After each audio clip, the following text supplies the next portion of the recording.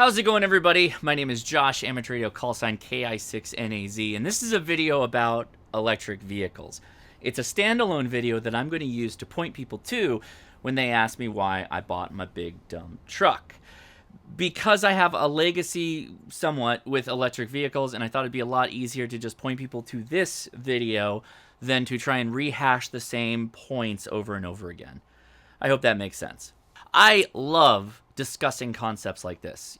Things that go outside of ham radio, totally fine. Love talking about this kind of stuff, but be nice in the comments. I'll just delete them. If you have this just hard hatred for electric vehicles that is not based on any objectivity and you're just pushing some kind of political agenda or whatever, I don't really care.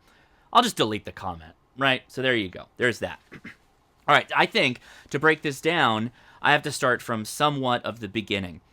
In, 2015, I left the Boeing company and I took a new job where I had to drive considerably further than I did from my home here in Cerritos. I, at the time, was driving a 2012 Nissan Xterra. I still own it. My wife actually drives it. Leia, that's her car right now, under not her favorite situation. She doesn't really love the vehicle. She wants a minivan, of all things. Not the point of this video. Loved the Xterra. I still love the Xterra. I think the V6 in that is perfect for many situations. It's a great off-road vehicle, great overland vehicle.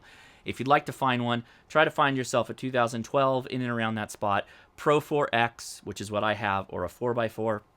There you go.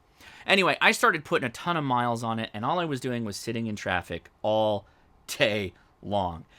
Over an hour to work and over an hour home from work just to go about 25 miles. So my wife said, Leia, always the keeper of wisdom, often, and good ideas in our household, said, why don't you just get a cheap electric vehicle? And so I did. After some research, I found a 2013 Nissan Leaf that was used, but still within the time range of ownership that it qualified for the Southern California high occupancy vehicle lane, or as we call it, the carpool lane. I got some fun little stickers, slapped them on the side of the vehicle, and boom, my regular commute that was an hour and 20 minutes dropped down to 45 minutes or less in most days. This is all pre-COVID, keep in mind. The Leaf is, and was at the time, one of the perfect vehicles you could own for driving to and from work. The downsides of the Nissan Leaf, since it was a 2013 electric vehicle, I only got about 60 to 70 miles of actual range out of it. That basically just gave me the day. Every day I would come home, plug it in, and I would drive to work the next day. It charged off of a 110-volt charger through the evening, and I was good to go the next day, and everything was fine, and has been fine since 2015. There was only one instance where I ever ran out of battery, and it was actually driving to HRO with the kids in the vehicle. I just pushed it a little too far, and I literally ran out of battery 1/4 mile from my house. Otherwise, range anxiety, I know a lot of people worry about that. The range anxiety of having an electric vehicle wore off in a couple of months. I was never not in a spot where I couldn't get home and charge it, just put it on the wall and let it charge throughout the evening, or was close by a DC fast charge. So I hope this sets the foundation. I'm used to really cheap electric vehicles, at least in the case of the Leaf.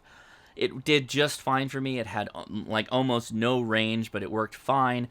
I generally charge it from home, and I live in an area, at least I am blessed in that sense, to be in a space where there's lots of DC fast charge.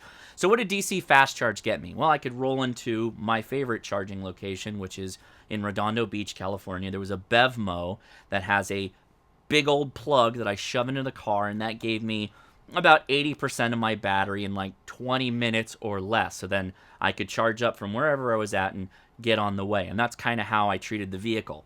I was never far off from a charging location using an application that I generally use called Plug Share. Now, obviously, I bought the F-150 Lightning that has an internal navigation that will take you to charging locations, and that's what I've been using. But guess what? I haven't needed to because the thing has 300-mile range. I just plug it in when I get home, and that's really all I have to worry about. So far, I've dodged the answer to the question of why did I buy the big dumb truck? Well, the answer is it's kind of simple, and I kind of explained most of the reasons why. My wife doesn't want to drive the Nissan Xterra anymore. I don't want to put more miles on that vehicle. I don't want to have it sitting in traffic. I want someone to go do something with it the way they should, which is take it off road and use it the way it's designed to be, which I was using it when I had it and I didn't have to take such of a big long drive. So I needed a vehicle that would both replace the Xterra, but also be functional for hauling the family around and be useful as just a general vehicle. Because I'm only going to have one. I live in California and I don't really have the driveway space for any more than a vehicle for myself and for Leia. So generally I started looking at SUVs in the electric variety because I still wanted to keep my HOV sticker, but I also wanted to have the utility. And believe it or not, there's not a whole lot of electric vehicle SUVs on the market. I think Volvo has one, possibly Volkswagen, and then you have Rivian, which was a new company at the time, about 2 years ago when I started actively looking at vehicles. Of course, there's Tesla and the hypothetical Cybertruck that we don't really know is going to come out or not, but I really wasn't a fan of picking up a Cybertruck because I just don't like Elon Musk. There's nothing really wrong with the Tesla. I mean, there are things wrong with the Tesla, but nothing I'm really going to complain about. And the people that like them, great, I don't care. I just really dislike Elon Musk. I have well before he ever bought Twitter. My anger with him goes all the way back to the original white paper for the Hyperloop when I realized he's kind of a charlatan. Anyway, not the point. About the same time, 2 years ago, Ford said that they're going to make the F-150. And I thought to myself, the F-150 has been around for a very long time. Ford knows what they're doing when it comes to the F-150 platform, and they're already involved with Rivian in helping them design the Rivian R1. So great. Just go with the platform that's a bit more proven in this very unproven space that is the electric truck. So I plopped down my $100 and I started the process of waiting. Now, that waiting period took me all the way into November of 2022, in which I got an email from Ford saying, hey, go part out your Ford F-150 and we're going to start building it December 5th. So I went online and I parted out a 2013 Lariat F-150. That's the model I went with, and I went with the extended battery. For everybody that's asking, the color that I picked is called Azure Gray. Now you see an image of it. This was a crapshoot for me. The website at the time had a very poor example of what Azure Gray looks like, and depending on when you look at it during the day, it kind of looks different. I love the color. My crapshoot paid out. I bet on black, and I hit black, and it's a great color. So if you're thinking about it and you like the kind of the way this looks, it's a good-looking truck. So what did I pick up aside from now a car payment, which I didn't have before because I paid for the Nissan Leaf like $9,000 out the door. Yeah, it was very, very inexpensive to get into that. But I went from literally the lowest common denominator of an electric vehicle into a very expensive electric vehicle. But with that, I got a lot of perks.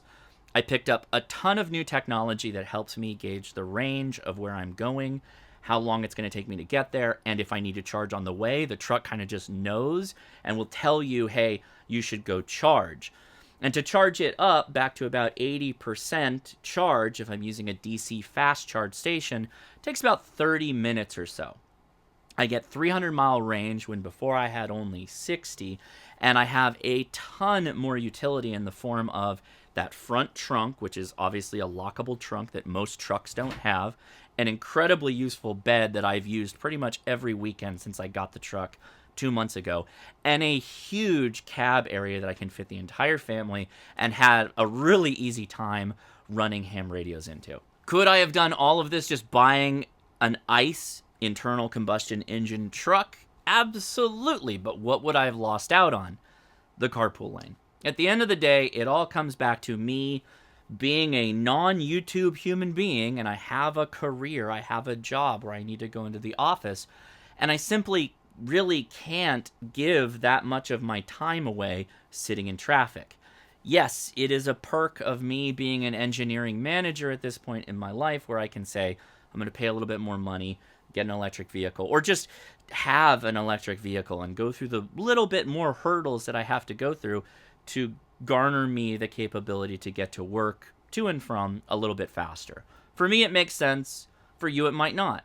And again, This video is not about me selling you on EVs. I don't care. I'm just using this to explain myself for the innumerable questions that I'm going to get when I start talking more about this truck. Now, I posted my video on do EVs cause more RF, radio frequency interference, and I got a ton of comments, a lot of not great comments, a lot of people very upset with my personal decision to buy the big dumb electric truck. So I thought I would go through some of the points and, just give you my thoughts. And if you disagree, that's fine. That's what the comment section's for. I respond to people as long as you do it nicely. Hey, I'm here for it. It's cool. So a lot of people brought up battery mining or lithium mining and the damage that it does to Mother Nature. I have to say something kind of crass. I didn't get into electric vehicles to save the planet. I don't necessarily think that they're any better than internal combustion engines. I do believe that over a long enough period, the EV is probably better for the environment. I know there's probably studies that back me up and also studies that say I'm wrong. But here is my thought. Yes, lithium mining's horrible. The people that do it, if not done safely, is very dangerous. It does create a situation, particularly with a long enough time, where that area kind of becomes a dead zone. What's changed, though, with EVs in the last decade or so, really it's only been that long, is that we've entered into a world where a lot of these battery packs are being repurposed. They're being reused. Old Priuses are getting their batteries pulled out and their cells taken out, and they're finding that really it's only a couple of cells that go bad, the degradation of the life of the battery. It's only a couple of cells that need to be replaced, and they can be replaced, refurbished, and even expanded to add greater range, and then resold into the market to bring an old Prius, to use an example, back into life. Case in point, my 2013 Nissan Leaf, I had a warranty exchange on the drive battery that Nissan performed at no cost to me when I owned it around 2018 or 19. So yes, well, I think that there are some people that are treating these like iPhones that you can just throw one out and get a new one. I think EVs actually will be around for a while, at least some of the more proven platforms, because you can just swap the batteries out, and as they get older, they're only going to get cheaper and cheaper and cheaper, kind of like keeping an older 90s era or early 2000s vehicle on the road. The engines become cheaper eventually, or you can pick your parts and people will replace them and work on them. And swapping out a drive battery is actually not that difficult. Now, going back to warranties and support, a lot of people were worried about how Ford is handling the F-150, that they stopped production on the F-150 because of some issues that they found in the drive batteries for the units that are in production. Ford said, hey, none of this affects any of the units that are on the road. Obviously, there's no real reason to trust Ford, and one could assume maybe that my truck has this same flaw. It's totally possible.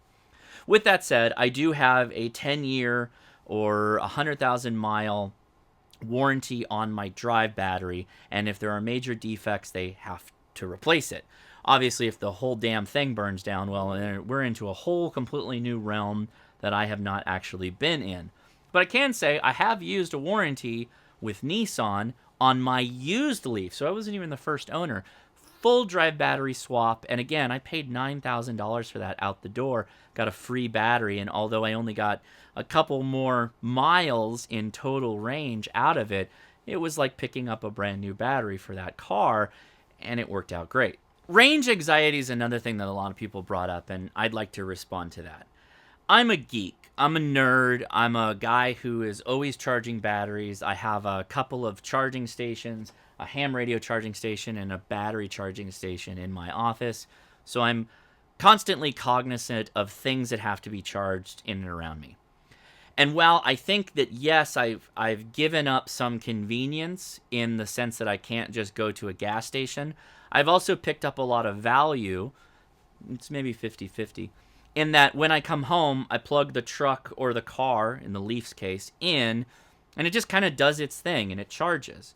And while it's charging, draw of power on my home service is less than if I was filling up on gas. Even more so now, but even in 2017 when I bought it, it was still cheaper to just run the electric vehicle than it was to keep going and getting gas and driving the Nissan Xterra. So it's a trade-off. Getting gas in our society that has been built around internal combustion engines has been established. We understand how to do it, and we've made it incredibly convenient to dispense a toxic chemical into our vehicles, right? If you really think about it, that's what we're doing. And again, there's nothing wrong with this. I'm not complaining. Electric vehicles are new, though. And so getting people used to the concept of having to either charge at home and paying an electrician to install a long wire for 240 volt service is something that a lot of people haven't experienced before and may not really be willing to make that jump yet. And that's fine.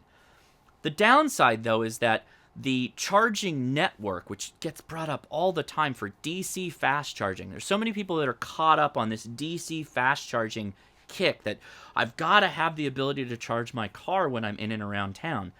The majority of the time, you charge it up in home and you're fine. You don't really have to worry about it. You plug it in when you get home. You never go to a DC fast charge. It's only when you want to go on a long road trip.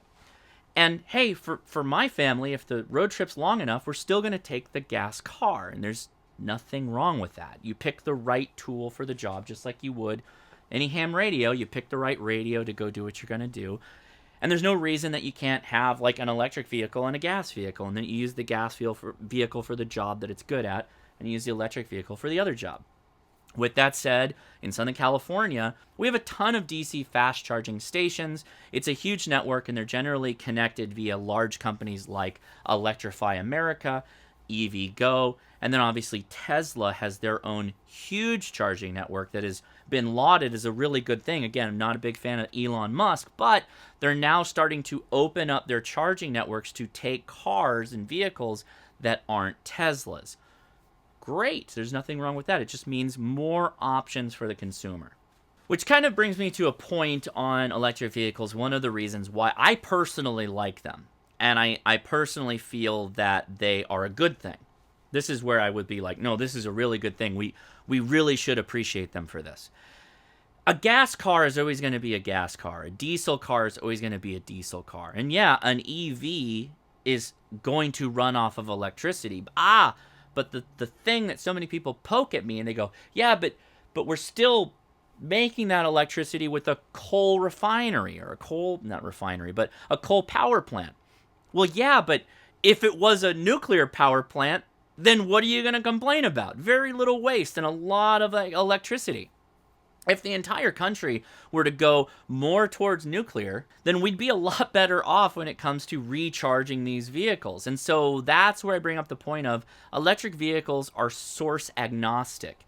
It doesn't matter how you create the electricity. It's just that you make the electricity and get it into the battery. It could come from coal, it could come from gas, it could come from solar or wind or hydro or nuclear, which would be my preference, and you'd be fine. And that's great.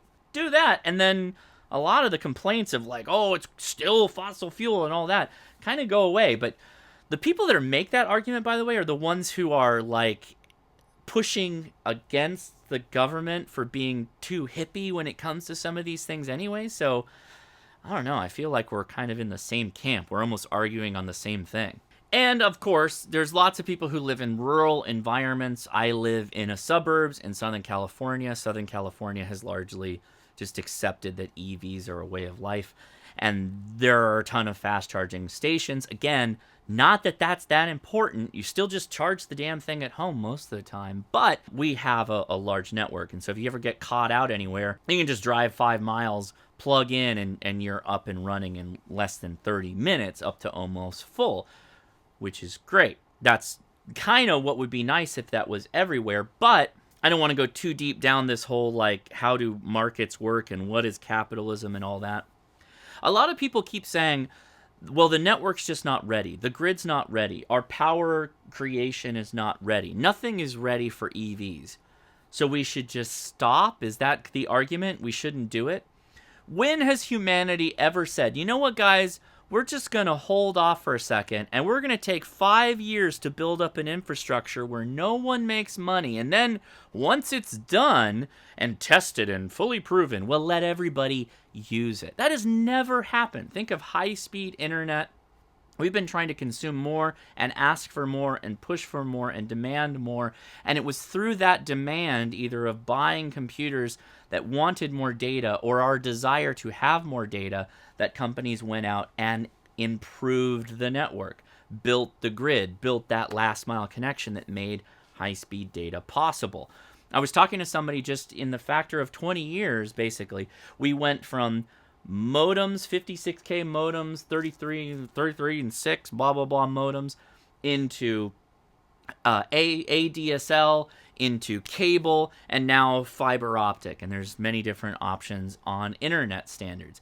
That didn't happen because we all stood back and said, let's just wait for them to build it out, guys. Don't complain. Let's just wait. No, we complained our way. We were humans through this whole process, and that's what got us to the other side that we have what we have now. And guess what? We still have people that are out in the boonies that don't have good internet.